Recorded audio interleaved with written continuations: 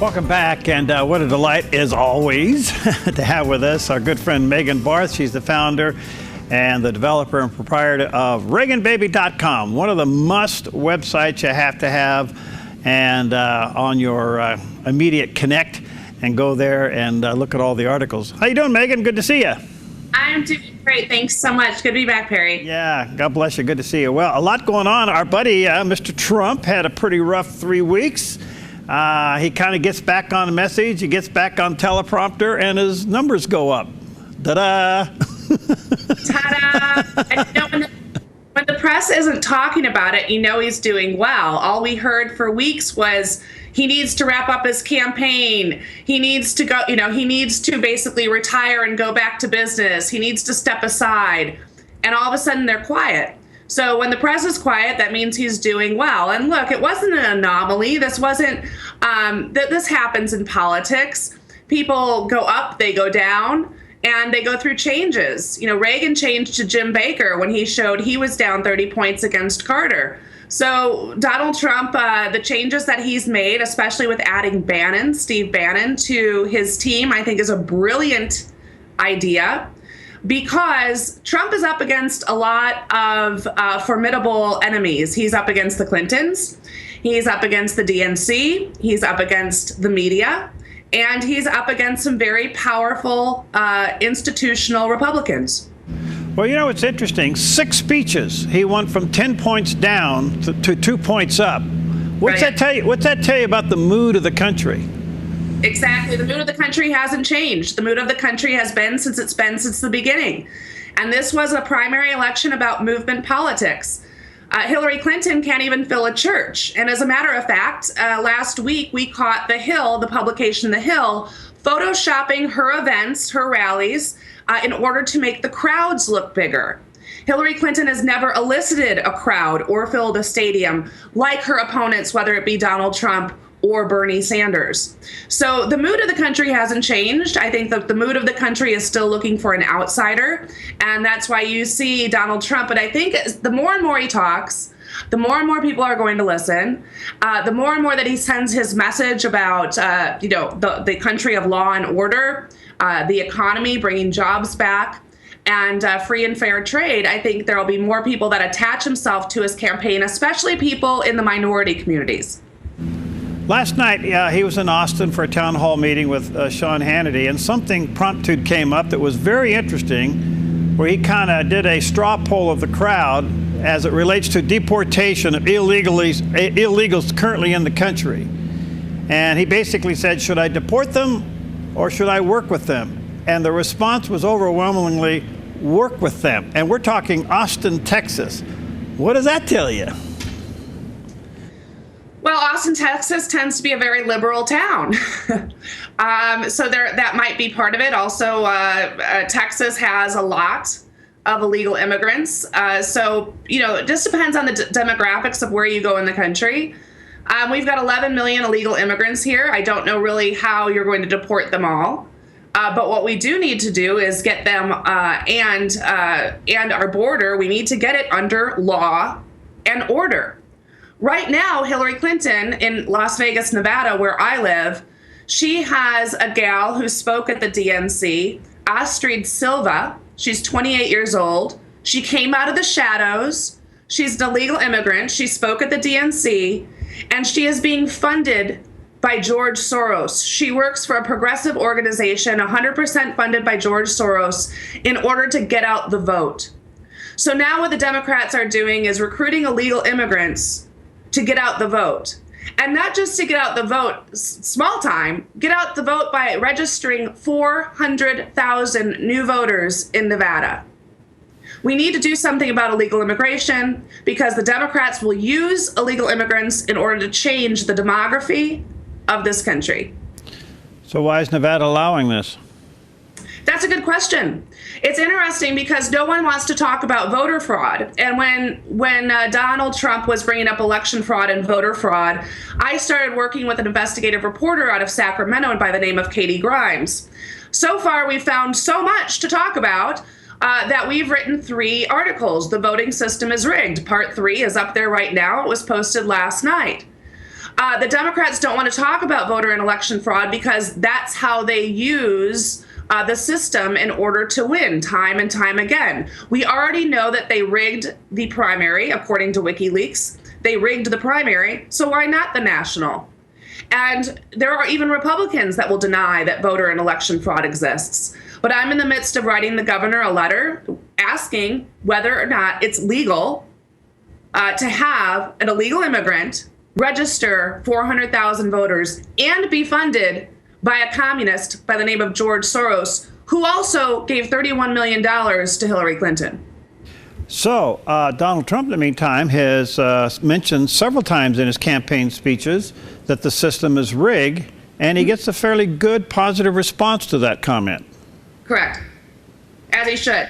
Unless you're Don Lemon of CNN, who tells him or tells his guests or his audience that that type of language, those types of words are extremely dangerous to our democracy.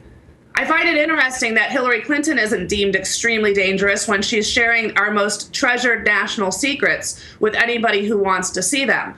Nor do they call Hillary Clinton dangerous when she has Uma Abedin attached to her hip, who is a known Muslim Brotherhood supporter and Sharia supporter. Yeah, that's come out in the last couple of days of her writing for the Journal there and suggesting Sharia law over the constitutional law, et cetera, et cetera. So the Clinton messes continue to mount and pretty much make news. 14,900 emails. By the way, she said it on late night television. What's a few more? Well, 14,900 have connected the dots between the Clinton Foundation and the State Department in a result of about half the people that visited her in her office resulted in a substantial donation to the Clinton Foundation. It's not illegal, but it certainly is unethical.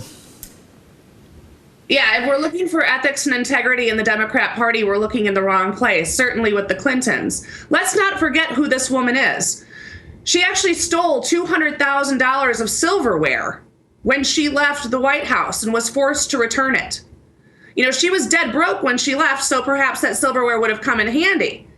However, they have made the Clinton Foundation has received $2 billion since the year 2000. We know that only 10% of that money goes to charity. The other money goes into the pockets of Bill Clinton. Look at Erickson and Hillary Clinton. Look at Erickson. Erickson wanted to do business with Iran and Sudan and Yemen. And until they paid Bill Clinton $750,000 to give a speech, and they gave a sizable donation to the Clinton Foundation, they were then able to do business. They were one of only, I think, a couple companies that were given special treatment in order to do business with despotic regimes and make money. So we've established plenty of quid pro quo, and Julian Assange promises to have a huge October surprise, should he live that long, a huge October surprise for Hillary Clinton, whereby he claims that you cannot ignore the crimes that she's committed. I mean, if she's willing to steal silverware, right? Yeah, the whole thing, I don't even know why we're allowing this to occur. Now, it's possible that the FBI could reopen the case. I don't think it will happen.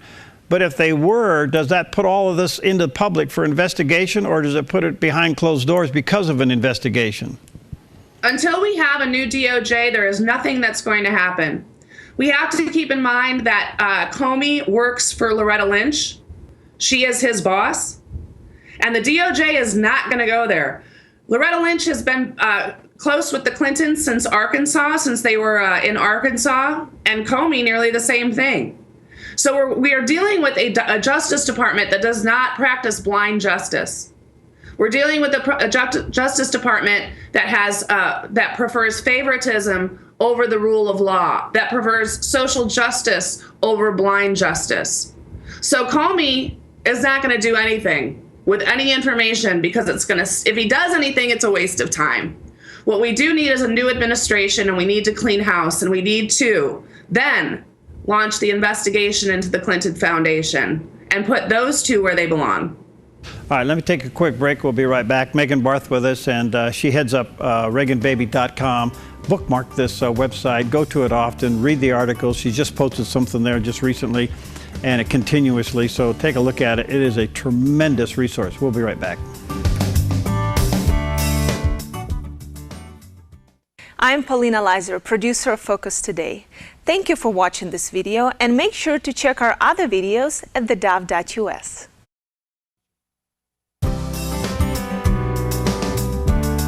Okay, welcome back, and it's a delight always to have with us Megan Barth. She heads up ReaganBaby.com, one of the great websites for you to kind of bookmark and go to on a daily basis and read all the postings there, ReaganBaby.com. Okay, Megan, those behind Donald Trump that pushed him back into the lead seem to be a significant amount, but do they outnumber those who will blindly support Hillary and think all this email stuff is just a bunch of bunk? Yeah, I do believe they will, because when you look at the numbers, it seems to indicate that 2/3 of the people in this country believe Hillary Clinton to be a liar. Pew Research shows that people don't vote for liars, but most of us know that. You also look at the numbers and you see that 59% of the people think that Hillary Clinton should be indicted. So we still have a strong majority of freedom-loving Americans and honest Americans that understand the truth between the lie. And you have now a couple more candidates for Bernie Sanders supporters to choose from, because Bernie Sanders supporters, very few of them, a very small minority of them, will get behind Hillary Clinton. Most of them that I know are leading a charge called Demexit, which many of them have ripped up their Democrat voter registrations and are looking outside, as they were with Bernie, to Jill Stein, to Gary Johnson and Weld, or even Donald. Anybody but Hillary tends to be their chant. So the polls might show a pretty close race, but I think that, like the Tea Party did in 2012 and 2010, as well as even 2014, there will be a resurgence in this country. And I, if I might, say that I believe that it's going to be a landslide. So you're saying that the third party hurts Hillary more than anybody else? Absolutely. Yeah, I think, well, you'll have some in the Never Trumpers, but, you know, they were hurting, in my estimation, they were hurting the party. Because when you look at who they are, and they've finally kind of taken off the mask, they were never really Reagan Republicans. They weren't conservatives. They were open border libertarians. Right. All right. So some of the talk that's kind of emerging now is that the campaign is so messy and so dirty that there may not be presidential debates. She may pull out. He may pull out. He may pull out because he doesn't like the moderator. She may pull out because she just doesn't want to go up against him, because he'll just throw nothing but foundation stuff in her face. What do you think? I think that's the most ridiculous thing I've ever heard. Well, we'll just see where that goes. All right, so if for some reason she or he pulls that card, that person will lose. Yeah, I agree with you. I agree with you. How do you think Pence is doing? You know, I went and saw him in Henderson here just the other day. He was right up the street. And the last time I saw him must have been, 8 years ago. He has a fantastic message, and I think that he was the perfect pick. You know, I was a little skeptical at first. He wasn't my first pick, but he provides a very nice balance to the ticket. He has a way of defending his record in Indiana, even against the LGBT movement. And he provides, I think, a good foundation, or at least a stable foundation, to Donald Trump, who, as we know, has had a rough time, you know, because maybe his mouth gets in the way or something that he says, or how he fights. So I think that he's a good pick. I think that he's a strong pick, and I like him. It was rumored going into the convention that Donald might do something different and start naming cabinet members. He has not done that. Do you think that's still a possibility between now and the election? It could be. You know, I'd certainly like to see him pick a Secretary of State, because we already know what happens when a Secretary of State is extremely careless with security information. And Perry, I don't know if you know this. I'm sure you do, because you watch Politics Like a Hawk. Those new emails that the FBI released, and some of the emails, those 113 emails that they found, are so redacted. They're so top secret. They're actually kept in the bowels of Congress under an armed guard. And many members of Congress, like Jason Chaffetz, don't even have the security clearance to view them. And these were documents that were willingly shared amongst Hillary Clinton's staff who didn't even have security clearance. They were willingly shared with her lawyers. Her server was compromised no less than 12 times where these documents were kept on her server. So if people like, crooks and liars and thieves are donating to the Clinton Foundation, what about blackmail? Yeah. No one's talking about that. Well, something's up because we know that the breaches have been made, and yet nothing's being done. It's just being talked about. I think that she is the perfect candidate to be blackmailed. She's showed and demonstrated that she can be bought. And whoever owns this information that is highly redacted, which has compromised the lives of our soldiers here and abroad, our black ops, our CIA agents, our resources and assets abroad, the only way that justice is going to be had is if she loses and we rebuild the Department of Justice into the respectable and equitable foundation that it was founded upon. Who would you like to see Donald Trump pick for Secretary of State? Bolton. It's interesting you'd say that, because that's Not another woman. I do not want another woman. And I'm happy to go on the record and say that, because when you look at the despotic, misogynistic regimes abroad, we need a man in that position to reestablish respect and demand respect from countries that are misogynistic, and especially Islamic countries. All right. Very well said. You know, I'm glad you said that, because he was my first choice too. Others are saying Newt. He may be good at some other things, but I think John Bolton, with his experience, especially coming out of being ambassador, and his knowledge of the Middle East, is just unbelievable. If he would announce that he would be his pick early, that would put Bolton in the limelight to start making comments which would show the contrast between himself and Hillary Clinton. Yeah, I agree. I think we need to remind the American people what a Secretary of State is supposed to do. Yeah. How about? And do you believe this, Perry? I have to ask, who in their right mind believes that a Secretary of State never handled, received, or sent classified information in 4 years? Maybe that's why everything's on fire. I don't know. Megan, I'm like you. I can't believe, even with the latest revelation yesterday of 14,900 emails coming out, which now have connected the dots between the foundation and the Secretary of State when she was Secretary of State. We're not outraged. It's kind of like we're the frog in the boiling pot. It's another thing. We're just rolling with it. It's another Clintonum, and we're just kind of taking it, and nothing's being done about it. Well, that's because we've had 7.5 years of administration that has defied law, that has chosen the laws that they want to follow and created other ones that they want. We're in a lawless administration. They also have pushed through the lies to make them truth. If you like your doctor, you can keep your doctor, shovel-ready jobs. They want to tell us that the economy is doing great, even though economic indicators show that we're not any better than 1949. Yeah. So you have a press also that's complicit with spreading the lie. I call it the Federal Department of Propaganda, because it's been proven that they work on behalf of the DNC.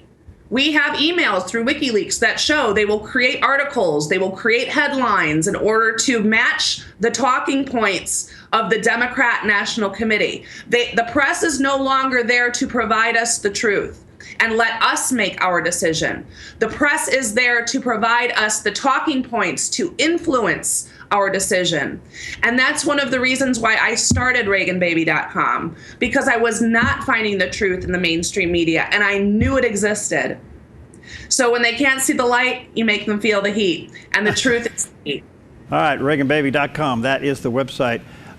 Do you see how Trump may be doing in Ohio, Florida, some of those key states? And is John Kasich kind of softening? He may come over. Do you think that could happen? He better come over. What is he waiting for? Is he waiting to get behind Johnson Weld? I mean, who is he waiting to get behind? Is he just going to abstain? You know, this is the problem. This is the problem with the go along, get along Republicans. They believed for years that they could get along with progressives, otherwise known as communists, who have chipped away at our inalienable rights for so long that now the government is granting our rights. And the government is telling us what doctor we can see, what light bulb we can put in our house, what toilet, etc. And John Kasich just doesn't seem to have a problem with that, because I don't believe that he knows the enemy. The enemy is not Donald Trump. The enemy is Hillary Clinton. She said that we're the enemy. Well, she's the enemy to freedom. She is a George Soros communist-funded candidate. She has been since she was in college. She aligned herself with the likes of Saul Alinsky, who dedicated his book to Lucifer, who was a communist, whose only goal was to overthrow capitalism. And this is what we see as government grows. This is what we see as they chip away at the middle class, as they basically decimate small business through exonerous regulation. This is who we're up against. This is who the institutional left is. They aren't progressive. They aren't liberal. They are communist in nature, period. Why hasn't the government, or there's been suggestion to go after Huma Abedin computer, see what's on there? Because we have a Department of Justice that is complicit. They are not blind justice. They are there to protect Hillary Clinton, just like the press. Now, the neutered Republicans in the Congress they can do all that they want to do about it. They can have these hearings, and they can subpoena people, and they can go through FOIA requests and do all of the legal maneuvering that they need to do. But the Clintons will stall. They will evade. They will, with hope, wait until November so Hillary Clinton can take the commander-in-chief position. And then you think 33,000 emails is bad that she destroyed? Just wait until she's commander-in-chief. Do you know that Vince Foster's National Archive records just disappeared? Yeah, I just heard that. I saw that the other day. They're gone. Gone completely, just poof. Amazing. And we're called right-wing conspiracists when we pull this out. But every time something happens with the Clintons, people just disappear, or papers just disappear, or emails disappear, silverware disappears. Oh, Megan, you're a delight. Thank you so much. I wish I had you for a couple of hours, but we will. We'll keep connected here. Let me encourage our viewers and listeners to go to ReaganBaby.com. That is the website. Bookmark it. We'll look at it daily. Thank you, Megan. Keep up the fight, sweetheart. Thank you, Lev. All right, see you later. All right, again, ReaganBaby.com. Go there. All right, we'll see you next time on Focus Today.